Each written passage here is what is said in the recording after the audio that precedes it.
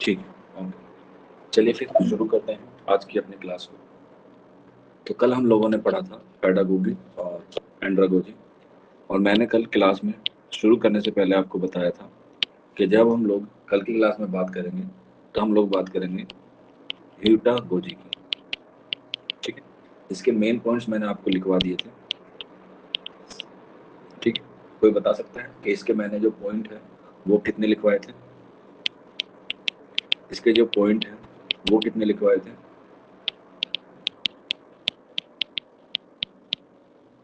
बिल्कुल 5 थे। Very good Areeba. और इसके संस्थापक थे स्टीवर्ट हसे, ये इनके संस्थापक थे, और इन्होंने जो है वो 5 दिए थे। और ये किसका अपडेट वर्जन था? एंड्रागोगी का अपडेट वर्जन था। इसमें जो पहला था वो था हमारा जैविक, जिसे हम लोगों ने नाम से जाना था बायोलॉजिकल। ठीक, ये क्या है? जैविक यानी कि बायोलॉजिकल। अब बायोलॉजिकल में क्या आता है? जैसे हमारे अंदर की भावना आती है, भावना के साथ चेतना आती है, चेतना के साथ हमारा जो बॉडी सिस्टम है जिसे हम लोग तंत्रिका सिस्टम कहते हैं या तंत्रिका विज्ञान कहते हैं। बायोलॉजिकल मतलब जो हमारे अंदर होता है, जो कुदरती तौर पे काम करता है।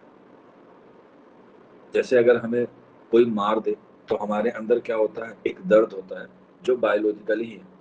ठीक है, कोई हम खाना खाते हैं, उसे हम जीभ पर रखते हैं तो हमें ऑटोमेटिकली पता चल जाता है कि खाना अच्छा है या खाना खराब है। तो इससे भी क्या करते हैं हम लोग? सीखने की कोशिश करते हैं। इसके बाद दूसरा आता है हमारा संज्ञानात्मक, जिसे हम लोग कहते हैं कॉग्निटिव। कॉग्निटिव का मतलब होता है बुद्धि से। और हम लोग बुद्धि से क्या करते हैं? कोई कल्पना करते हैं, यानी कि कोई धारणा बनाते हैं, कुछ उसके बारे में हम लोग सोचते हैं यानी कि थिंक करते हैं। और हम बुद्धि का क्या करते हैं? एनालाइज करते हैं। बुद्धि में हम लोग कुछ चीज अपने साथ रखते हैं, जिसे हम लोग बुद्धि स्मृति कहते हैं। धारणा का मतलब होता है इमेजिनेशन, कि हम किसी के बारे में सोच सकते हैं। सोचना मतलब उस चीज की जो हमने सोची है उसकी हमें समझ होना। और बुद्धि स्मृति उस सोची हुई समझी हुई चीजों को काफी लंबे वक्त तक याद रखना, वो हमारा कहलाता है संज्ञानात्मक यानी कि कॉग्निटिव।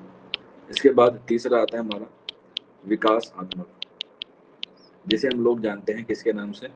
डेवलपमेंट के नाम से। डेवलपमेंट के नाम से इसमें क्या होता है? जब हम कोई चीज सीख लेते हैं तो उसको हम लोग आगे बढ़ाने की कोशिश करते हैं, और आगे बढ़ाने के साथ साथ हम उसको सीखने के लिए भी क्या रहते हैं? तत्पर रहते हैं। उसके लिए हमें अंदर ही अंदर क्या आती है? क्यूरियोसिटी आती है।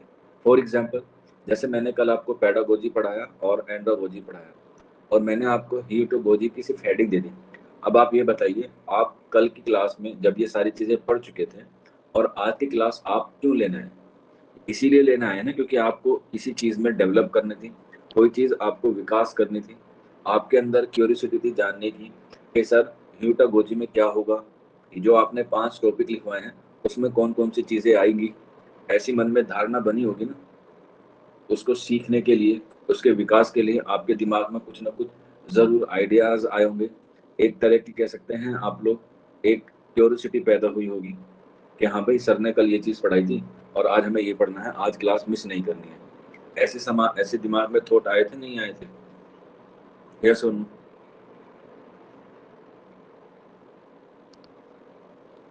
बिल्कुल। तो इसे हम लोग कहते हैं विकास करना। अब जब हमारा विकास हो जाता है तो हम लोग उसे समाज में बांटने की कोशिश करते हैं। ठीक, जिसे हम लोग सामाजिक या व्यक्तित्व भी कहते हैं। सामाजिक का मतलब होता है सोशल, और व्यक्तित्व का मतलब होता है पर्सनैलिटी। ठीक, पर्सनैलिटी यानी कि जो आपने अभी तक सीखा है उससे आप क्या करते हैं? लोगों को प्रेरित करते हैं, लोगों की भावनाओं को इंक्रीज करते हैं कि नहीं भाई ये चीज पढ़िए, इससे क्या होगा? यूजीसी नेट का एग्जाम क्लियर होगा। लोगों को मोटिवेट करेंगे, आप लोग प्रेरणा के स्रोत बनेंगे कि हाँ भाई मैंने चौक इंडस्ट्रियल अकेडमी से तैयारी की थी, आप लोग भी क्या करें? वहां से तैयारी करें और आपका भी यूजीसी नेट निकल जाएगा। तो ये क्या है? लोगों को प्रेरणा देते हैं अपने लेवल पे यानी कि पर्सनल लेवल पे या फिर सोशल लेवल पे। ये होता है हमारा सामाजिक और व्यक्तित्व। इसके बाद आता है पांचवा और लास्ट, जिसे हमने बताया था मानसिक और शारीरिक। मानसिक और शारीरिक। मानसिक से मुराद होता है हमारा मेंटल, और शारीरिक से हमारा पता होता है फिजिकल। ठीक, यानी कि हमें कैसे स्वस्थ रहना है मानसिक लेवल पे भी और शारीरिक लेवल पे भी, जिससे हमें किसी तरह का कोई तनाव ना हो और हम तनाव रहित जिंदगी जिए। ठीक है, अगर जब हम लोग मानसिक तौर पे सही रहेंगे तभी तो हम पढ़ पाएंगे, तभी तो हम पढ़ा पाएंगे। तो इसी तरीके से इंसान को तनाव नहीं लेना चाहिए, तनाव रहित रहना चाहिए। इसके अलावा शरीर को क्या रखना चाहिए, हमेशा हेल्दी यानी कि स्वस्थ रखना चाहिए, क्योंकि कहा गया है कि स्वस्थ शरीर में ही स्वस्थ मस्तिष्क का निर्माण होता है। स्वस्थ शरीर में ही स्वस्थ मस्तिष्क का निर्माण होता है, यानी कि अच्छे हेल्थ के साथ साथ अच्छा माइंड भी होना जरूरी है। तो ये सारी किसने बताई हैं, ये सारी चीजें बताई हैं स्टीवर्ट हसे ने। और इसमें कौन सा नजरिया दिया है, ह्यूटागोजी का। तो आप लोग इसे जो है वो याद रख लीजिएगा, एग्जाम में जो है वो काफी बार और काफी मर्तबा जो है वो यहाँ से पूछा जा सकता है। डायरेक्ट क्वेश्चन भी पूछ लेगा कि इसका संस्थापक कौन है और इसका संस्थापक कौन है। आई होप आपको जो है वो ये 5 चीजें समझ में आ गई होंगी। यस और नो एक बार बता दीजिए अगर आपको ये सारी चीजें समझ में आ गई हो तो। फिर हम लोग आगे बढ़ते हैं।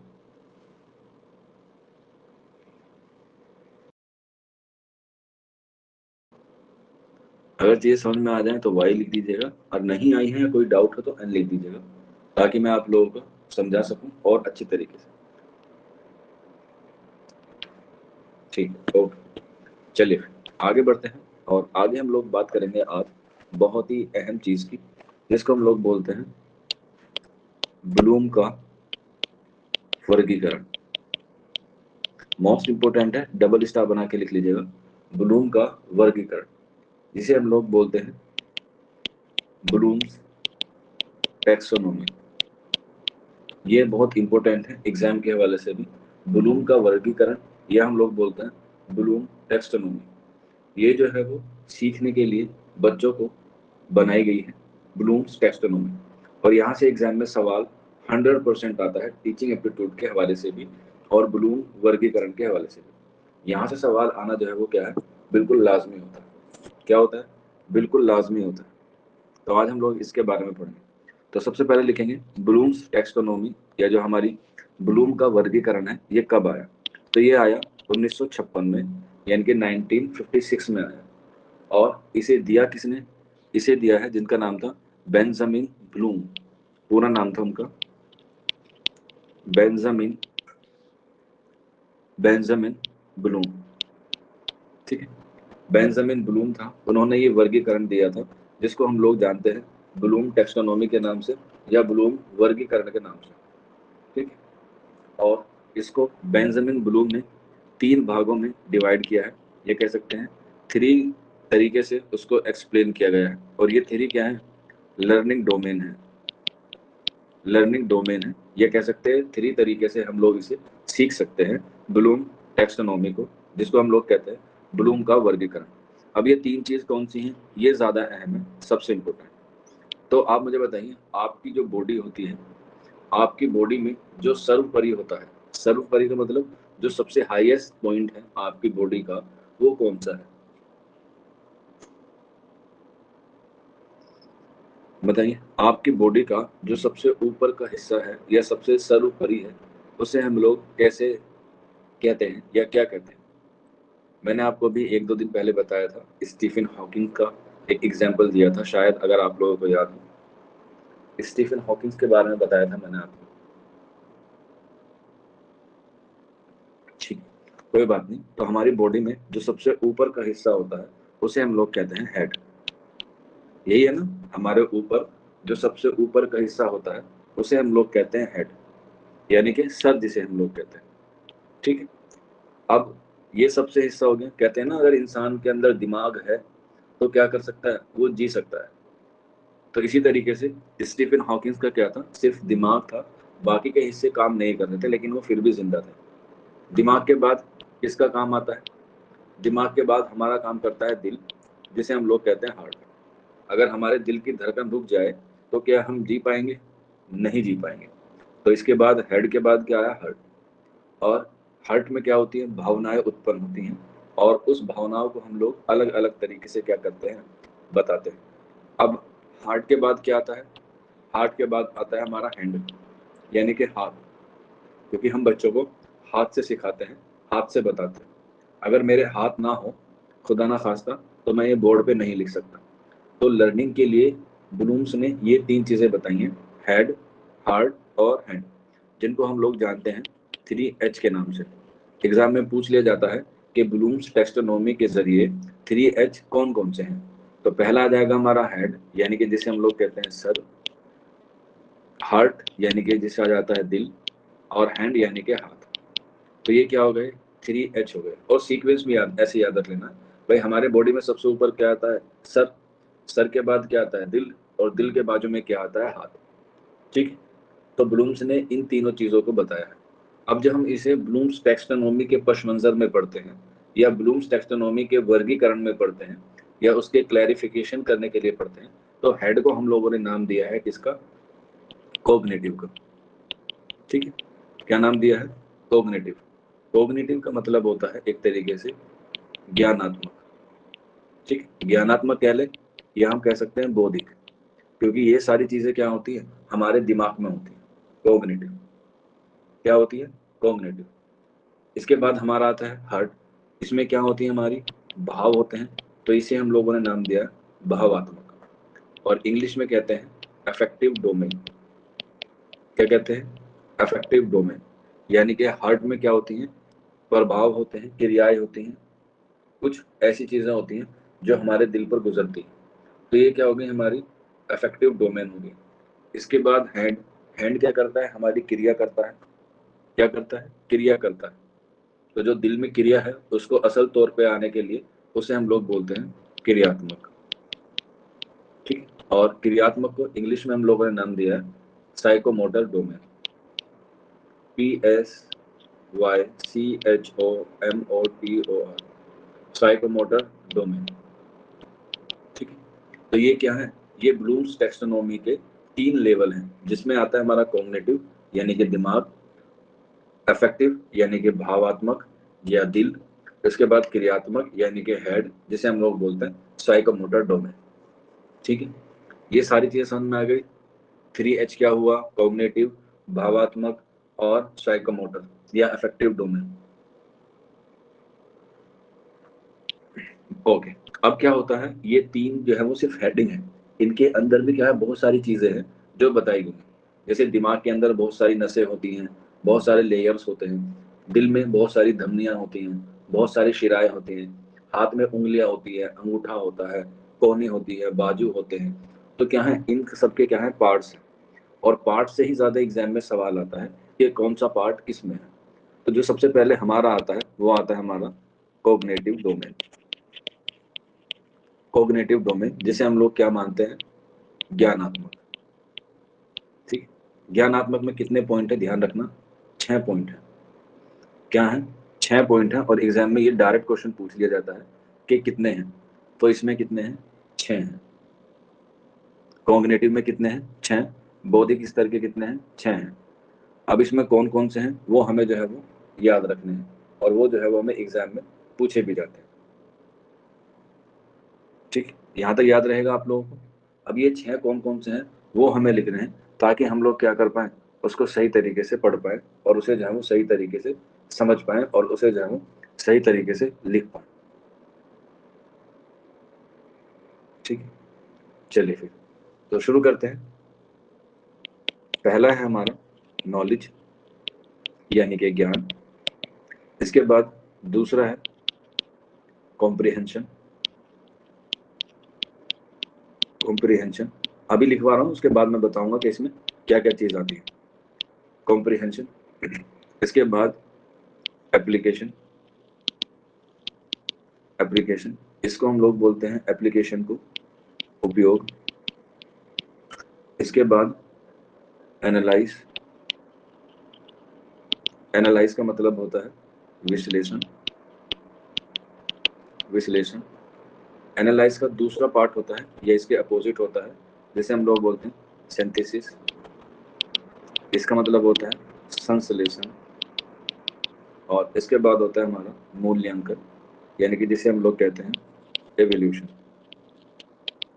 एवोल्यूशन यानी कि मूल्यांकन। ये जो है आपकी 6 चीजें हैं जो आपके दिमाग में काम करती है। Knowledge, comprehension, application, analyse, synthesis, evolution. ठीक है, तो ये जो है वो आपको क्या करनी है, याद रखनी है। और एग्जाम में जो है वो आपसे यहाँ से सवाल आता ही आता है कि कॉग्निटिव डोमेन में कौन सी चीज शामिल नहीं है या कौन सी चीज शामिल है। Knowledge, comprehension, application, analyse, synthesis और एवोल्यूशन। अब ये काम कैसे करते हैं उस पर बात करते हैं। ठीक है, कॉग्निटिव में जो सबसे पहला आता है हमारा, वो आता है हमारा नॉलेज। नॉलेज आपको पता ही है, ये किसी की जानकारी के बारे में बात करता है। कोई भी जानकारी हो वो आप लोग अपने दिमाग से क्या करते हैं, उसको जानते हैं और उसको जानने के बाद अपने दिमाग में क्या करते हैं, याद कर लेते हैं। तो ज्ञान का मतलब यही है, कोई जानकारी है, कोई इंफॉर्मेशन है, उसे आपने अपने अंदर क्या कर लिया, रख लिया। इसके बाद दूसरा आता है कॉम्प्रिहेंशन यानी कि बोध। जो जानकारी आपको मिली है उसको क्या किया आपने, समझने की कोशिश की या आपने उसे समझा। एक तरीके से इसे हम लोग अंडरस्टैंडिंग भी कहते हैं। ठीक है, क्या कहते हैं, अंडरस्टैंडिंग भी कहते हैं। इसको हम लोग नॉलेज को और कॉम्प्रिहेंशन को दूसरे नाम से भी जानते हैं। नॉलेज को हम लोग रिमेंबर भी कहते हैं। ठीक है, रिमेंबर का मतलब भी क्या होता है, याद करना होता है। कॉम्प्रिहेंशन को हम लोग अंडरस्टैंडिंग भी कहते हैं। ठीक है, अंडरस्टैंडिंग अगर एग्जाम में आ जाए तो आप लोग याद रख लीजिएगा। तो कॉम्प्रिहेंशन का जो जानकारी आपको मिली है वो आपने समझ ली है या आपके अंदर उस चीज को समझने की क्षमता है। तो ये आ गया हमारा दूसरा पॉइंट। इसके बाद तीसरा पॉइंट आता है एप्लीकेशन यानी कि उपयोग। जो चीज आपने समझी है अब उसको आप क्या करेंगे, उसका उपयोग करेंगे। क्या करेंगे, उसका उपयोग करेंगे या उसका इस्तेमाल करेंगे। यस और नो। भाई आपको जो पढ़ाया जा रहा है, आपने पहले जानकारी हासिल की, फिर उसको समझा और समझने के बाद उसने आपको क्या किया, एग्जाम में उसको उपयोग किया। यस और नो, बताइए, यस और नो। तो एप्लीकेशन का मतलब कोई ऐप नहीं होता बल्कि उसका इस्तेमाल करना होता है। अब जब कोई चीज इस्तेमाल होती है तो उसका हम लोग क्या करते हैं, विश्लेषण करते हैं। यानी कि उसको क्या करते हैं, उसको एनालाइज करते हैं। और एनालाइज कैसे करते हैं, छोटी छोटी चीजों में उसको डिवाइड करते हैं। तो इसे हम लोग कह सकते हैं एक तरीके से विभाजित करके समझते हैं। फॉर एग्जाम्पल, आपका कोई पार्ट दिया गया है, अब आप उसको एनालाइज करना है कि ये पार्ट अच्छा है या बुरा। फॉर एग्जाम्पल, जैसे कोई खाना बनाता है तो खाना बनाने के प्रक्रिया में हम लोग देखते हैं कि इसमें क्या क्या चीज़ें डाली गई हैं। फॉर एग्जाम्पल बिरयानी ले लेते हैं, तो बिरयानी को हम लोग एनालाइज करने के लिए उसमें देखते हैं कि उसमें तीज पत्ता पड़ा है, हरी इलायची डाली गई है, लौंग डाली गई है, ठीक है, और मीट डाला गया है, चावल डाले गए हैं, और भी छोटी छोटी चीज़ें जो है वो उसमें डाली गई हैं। आपने देखा ना, जब गांव में देहात में जब चावल को साफ किया जाता है तो उसको फटका जाता है और उसको फटकने के बाद उसमें जो कबाड़ निकलता है उसको अलग कर देते हैं।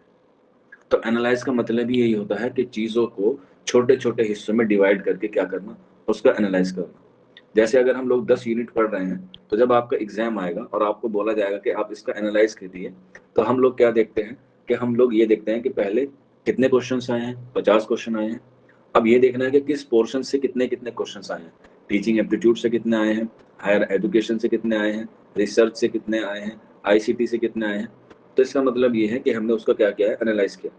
और एनालाइज करने के लिए हमें ज़्यादा किसकी ज़रूरत है, दिमाग की ज़रूरत है। इसके बाद आता है हमारा पांचवा, जिसे हम लोग बोलते हैं सिंथेसिस यानी कि संश्लेषण।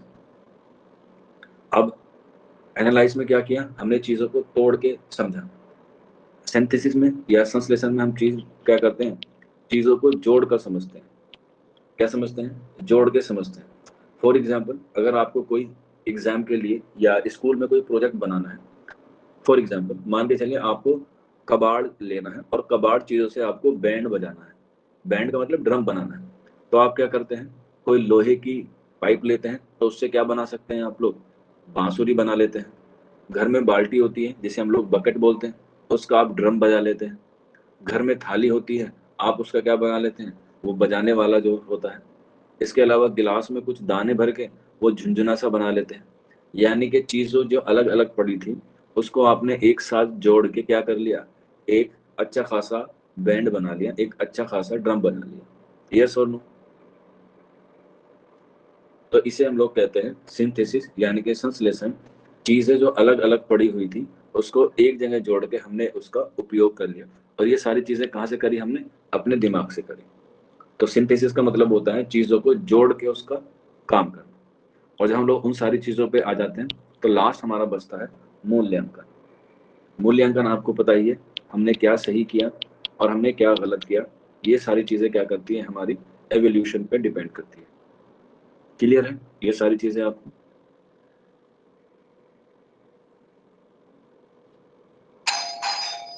बताइए, सारी चीजें क्लियर है?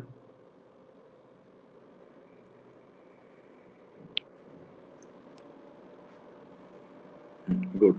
तो ये हमारा पहला पार्ट हुआ कोग्निटिव का, जैसे हम लोग बोलते हैं ज्ञानात्मक का। इसके बाद हमारा आता है दूसरा, जिसे हम लोग बोलते हैं हार्ट। हार्ट का मतलब होता है भावात्मक। और हमने भावात्मक को कैसे बताया है? भावात्मक को हमने बताया है अफेक्टिव डोमेन। अफेक्टिव डोमेन के नाम से हमने बताया है। अब देखो हार्ट में कितने वर्ड हैं? 1 2 3 4 5। तो इसमें कितने टॉपिक पे बात करेंगे हम लोग? 5 पे बात करेंगे। ठीक है। कॉग्निटिव में कितने थे? 6 थे।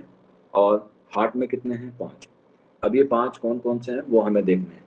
तो सबसे जो पहले आता है हमारा कॉग्निटिव में के बाद हार्ट में, वो आता है हमारा रिसीविंग। RECEIVING, रिसीविंग, जिसे हम लोग कहते हैं आग्रहण।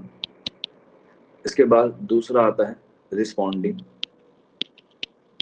रिस्पॉन्डिंग, जिसे हम लोग कहते हैं प्रतिक्रिया। प्रतिक्रिया। इसके बाद आता है हमारे पास वैल्यूइंग, जिसे हम लोग कहते हैं एक तरीके से आकलन। आकलन के बाद आता है हमारा ऑर्गेनाइज। ऑर्गेनाइजिंग, इसका मतलब होता है संयोजित। संयोजित करना। इसके बाद आता है कैरेक्टरिस्टिक्स। CHARACTERISTIO,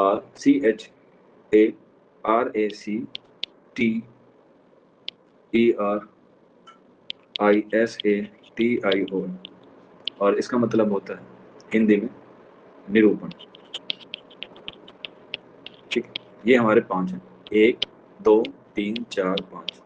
इसको आप लोग एक शॉर्ट टर्म भी है उस तरीके से भी याद कर सकते हैं, R2, या R स्क्वायर कर लीजिएगा, R2VOC। ये एक शॉर्ट फॉर्म है जिससे आप लोग याद कर सकते हैं। फोर्थ वाला है ऑर्गेनाइजिंग, यानी कि संयोजित करना, ORGANIZING, ऑर्गेनाइजिंग यानी कि संयोजित करना। और इन सबको याद करने के लिए एक शॉर्ट वर्ड है R2VOC। R का मतलब response, sorry, receiving, responding, valuing, organising और करेक्टराइजेशन, जैसे हम लोग बोलते हैं निरूपण करना। ये है हमारे हृदय से रिलेटेड। अब इसमें क्या काम होता है वो हम लोग देखते हैं। सबसे पहला आता है हमारा रिसीविंग। आपको पता है रिसीविंग का मतलब होता है सुनना। मैं बोल रहा हूँ तो आप क्या कर रहे हैं? सुन रहे हैं। और आप दिल से सुन रहे हैं, दिल से पढ़ाई कर रहे हैं, तो इसे हम लोग बोलते हैं सुनना, यानी किसी चीज को सुनना। इसके बाद दूसरा है हमारा रिस्पॉन्डिंग, यानी कि प्रतिक्रिया। जाहिर सी बात है जब आप लोग सुनेंगे तो आप लोग क्या करेंगे? उसमें पार्टिसिपेट करेंगे, यानी कि उसकी प्रतिक्रिया पर, जवाब क्रिया पर प्रतिक्रिया करेंगे। मैंने आपसे अभी सवाल पूछा था, तो जाहिर सी बात है आपने उसे रिसीव किया, और रिसीव करने के बाद आप लोगों ने क्या किया? उसका जवाब दिया। जैसे मैंने अभी आप लोगों से पूछा था कि सबसे ऊपर क्या आता है, तो आपने जवाब दिया सर हेड आता है। उसके बाद पूछा कि आपके उसके बाद क्या आता है, आपने कहा सर हार्ट आता है। यानी कि आप लोगों को जो मैं बता रहा हूँ वो आप सुन पा रहे हैं, समझ पा रहे हैं, और उस चीज़ के लिए क्या कर रहे हैं? आप लोग रिस्पॉन्स भी कर रहे हैं। और यही सबसे अच्छा मकसद होता है, यही सबसे अच्छी क्लासरूम होती है कि जहाँ पर रिसीविंग भी हो रही हो और जहाँ पर रिस्पॉन्ड भी आ रहा हो। इट मीन्स मैं आपको पढ़ा भी रहा हूँ और आप पढ़ भी रहे हैं, और आप समझ भी रहे हैं और मैं समझा भी रहा हूँ। तो इसका मतलब ये है कि आपके पास रिसीविंग भी अच्छी आ रही है और आप रिस्पॉन्स भी अच्छा कर रहे हैं, इट मीन्स क्लास का जो इन्वायरमेंट है वो वेरी गुड है, वो वेरी वेल है, क्योंकि यहाँ पर रिसीविंग भी होनी ज़रूरी है और रिस्पॉन्डिंग भी होना ज़रूरी है, यानी कि बच्चों को पढ़ने के साथ साथ अपना जवाब भी देना ज़रूरी होता है। ठीक है, इसके बाद आता है हमारा आकलन, जिसे हम लोग बोला है वैल्यूइंग। वैल्यूइंग का मतलब होता है महत्व। अब आप मुझे बताइए, जो मैंने आपको अभी तक पढ़ाया है क्या वो महत्वपूर्ण है या नहीं? इट मीन्स ऐसा नहीं है कि आपको कुछ भी पढ़ा दिया जाए। वैल्यूइंग का मतलब होता है कि आपको जो हम सिखा रहे हैं उसका महत्व है भी या नहीं। तो ये तो आप अपने आप सोच सकते हैं, जी बिल्कुल है, जो आप हमें पढ़ा रहे हैं वो हमारे एग्जाम के लिए बहुत ही क्या है, वैल्यूएबल है, यानी कि वो हमारे एग्जाम के लिए बहुत ही महत्वपूर्ण है। ठीक है, तो वैल्यूइंग का मतलब होता है जो हम सीख रहे हैं वो उसका महत्व है या नहीं। इसके बाद आता है हमारे पास ऑर्गेनाइजेशन या ऑर्गेनाइजिंग, जिसे हम लोग कहते हैं संयोजित करना। इसका मतलब यही है कि जो आपको ज्ञान दिया जा रहा है वो आप अपने आप संभाल के रख रहे हैं, यानी कि उसे आप लोग संयोजित कर रहे हैं या नहीं। संयोजित का मतलब ये होता है एक तरीके से आप उसे सेव कर रहे हैं या नहीं, कि कल का पढ़ाया हुआ कल भूल गए, आज का पढ़ाया हुआ आज भूल गए, ऐसा तो नहीं है, क्योंकि आपको कल की बातें भी याद है और आज की बातें भी जो है वो आपको याद है। तो इसे बोलते हैं ऑर्गेनाइजिंग, यानी कि संयोजित करना। इसके बाद आता है उसका नेक्स्ट और लास्ट आता है हमारा, जो हमारा सी आता है, VOC में लास्ट जो है वो है करेक्टराइजेशन। CHARACTION,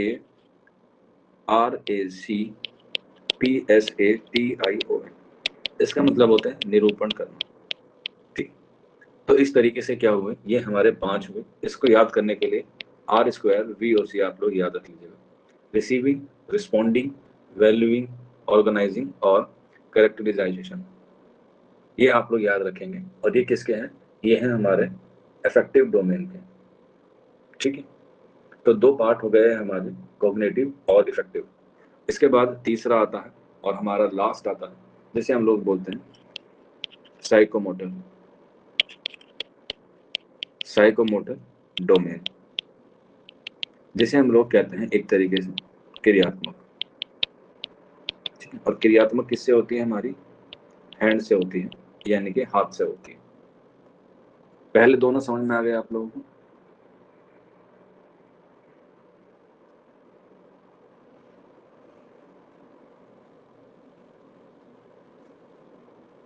ठीक है, अब आगे बात आगी क्रिया की। अब ये क्रिया क्या है, यानी कि साइकोमोटर डोमेन क्या है?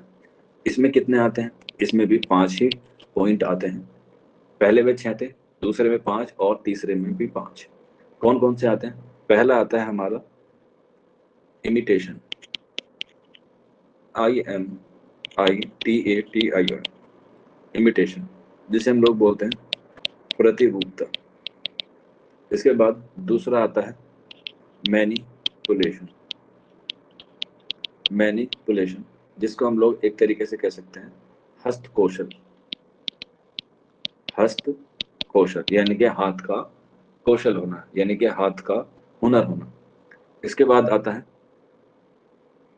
प्रिसिएशन, PRECISON, प्रिसिएशन यानी कि परिशुद्धता। इसके बाद नेक्स्ट आता है हमारे पास आर्टिकुलेशन, आर्टिकुलेशन, इसको हम लोग बोलते हैं स्पष्ट अभिव्यक्ति, स्पष्ट अभिव्यक्ति, आर्टिकुलेशन। और इसके बाद आता है नेचुरलाइजेशन, नेचुरलाइजेशन,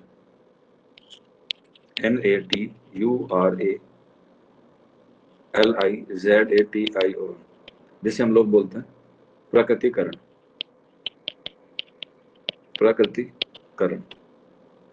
ये आगे हमारे 5, इमिटेशन, मैनिपुलेशन, प्रिसेशन, आर्टिकुलेशन और नेचुरलाइजेशन। इसको हम लोग याद कर सकते हैं, इसकी एक शॉर्ट फॉर्म है जिसको हम लोग कहते हैं इम्पेन। ठीक है, याद रहेगा, इम्पेन, इमिटेशन, मैनिपुलेशन, प्रिसेशन, आर्टिकुलेशन और नेचुरलाइजेशन। ये हमारे क्या है? ये हमारी क्रियात्मक डोमेन है, जिसे हम लोग बोलते हैं साइकोमोटर डोमेन। अब इसमें क्या होता है, कैसे काम होता है, वो हम लोग देखते हैं। तो सबसे पहले हमारा है, जैसे हम लोग बोलते हैं इमिटेशन। इमिटेशन का मतलब होता है, मैंने आपको बताया, प्रतिरूप। ठीक, इसका मतलब होता है कि कोई इंसान किसी कार्य के लिए किसी कार्य के लिए किसी कार्य के लिए सीखने की इच्छा रखता है, सीखने की इच्छा रखता है।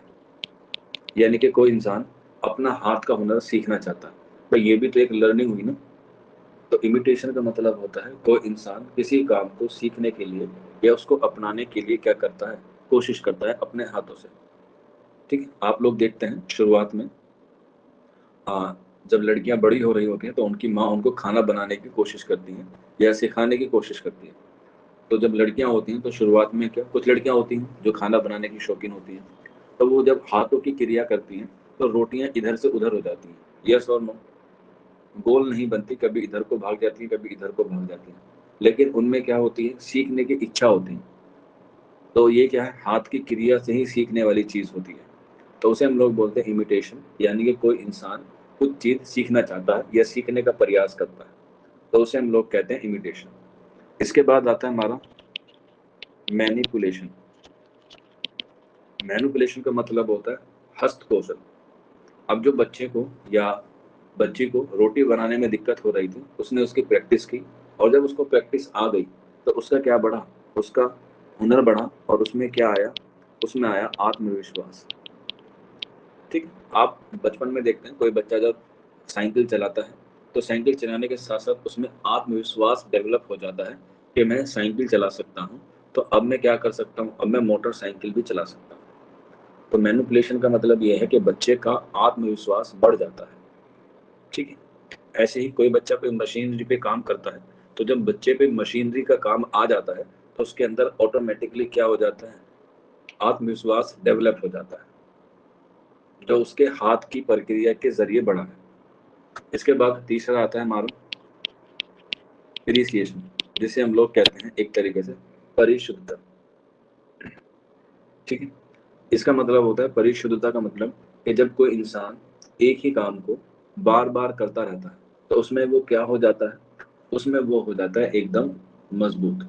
मजबूत का मतलब हो जाता है कि वो काम करते करते उसमें बहुत सारी चीजें ऐसी क्रिएट कर देता है जो उसमें नहीं होती, तो इसमें सुधार भी करता है और इसमें शुद्धता भी लाता है।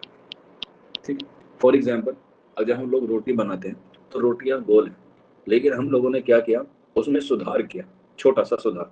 सुधार क्या किया कि जो रोटी गोल थी उसको हमने ट्रायंगल में लेकर आ गए। आपने देखा होगा ना तिकोना पराठा, फिर हमने इसमें थोड़ा सा और सुधार किया या डिजाइन बनाया, हमने चकोर पराठा ले लिया, लेकिन शुद्धता तो अभी भी बरकरार है या नहीं। ठीक है, इसको हमने, कुछ लोगों को बड़ी रोटी खानी पसंद नहीं होती, कुछ को छोटी रोटी खानी पसंद होती है, तो हमने उसे क्या बना दिया, पूरी बना दी।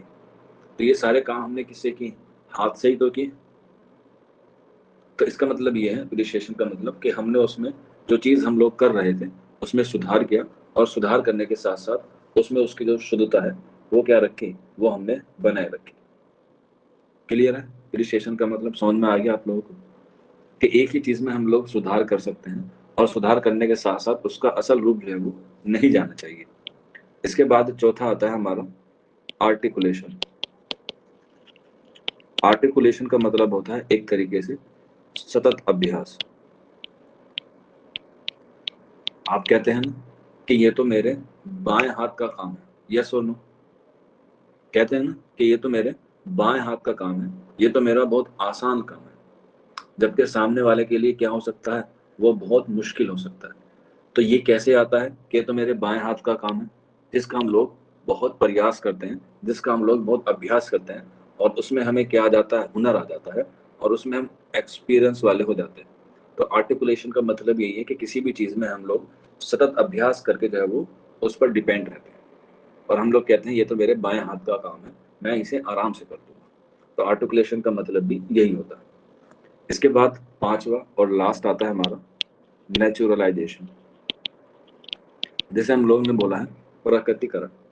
अब कुछ बच्चे क्या होते हैं जो बचपन से ही क्या होते हैं, आत्मसात होते हैं। आत्मसात से मुराद होता है कि बच्चे शुरू से ही कौशल में क्या होते हैं, निपुण होते हैं। कुछ बच्चे जैसे पढ़ने में तेज होते हैं, कुछ बच्चे क्या होते हैं, अपने काम को लेकर हुनरमंद होते हैं। जैसे फॉर एग्जाम्पल अगर किसी के वालिद या किसी के पेरेंट्स जो हैं वो मोटरसाइकिल का काम करते हैं, तो ये इंडिविजुअली हमें समझ में आ जाता है कि उस बच्चे पर जरूर कुछ ना कुछ काम जरूर आता होगा, जरूर कुछ ना कुछ काम जरूर आता होगा हाथ का। किसी बच्चे के फादर जो है वो क्या है, बिजनेसमैन है, तो बेटे में या बेटी में बिजनेसमैन के गुण जरूर आते होंगे। क्यों? क्योंकि ये क्या है, प्रकृति का नियम है, नेचुरलाइजेशन है कि माँ बाप के जीन्स बच्चों में जरूर आते हैं। तो इसी तरीके से जो नेचुरलाइजेशन है इसमें यही है कि बच्चे का जो कौशल होता है वो प्रकृति के तौर पे उसे मिलता है। ठीक, तो ये हो गई आपकी 5 चीजें जो हमारे साइकोमोटर डोमेन में आते हैं। आई होप आपको जो है वो सारी चीजें यहाँ पर समझ में आ गई होंगी। यस और नो?